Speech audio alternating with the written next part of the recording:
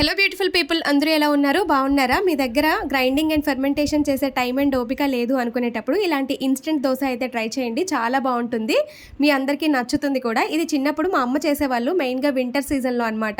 వేడివేడిగా ఇలా పచ్చిమిర్చి అల్లం అన్నీ వేసి అవి నోటికి అలా తగులుతూ ఉంటే ఆ వింటర్ సీజన్లో చాలా బాగా అనిపించేది. ఇప్పుడు ఇది రవ్వ దోశ అని చెప్పి బయట మనకి బాగా ట్రెండ్ అవుతుంది. కానీ నా చిన్నప్పుడు అంటే 15 ఏళ్ళ క్రితం కూడా మా అమ్మ చేసేవాళ్ళు. స్టిల్ ఇప్పటికీ మా అమ్మకి ఇప్పుడు వీటిని రవ్వ దోశ అంటారు అలా అని చెప్పి ఏమీ పేర్లేమీ తెలియదు అనమాట.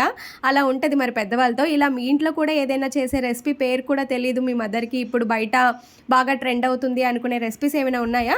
ఉంటే కామెంట్ చేసేయండి. ఈ రెసిపీకి పెనం బాగా వేడిగా ఉండాలి, వేడిగా ఉన్నప్పుడే మనం వేసుకోవాలి.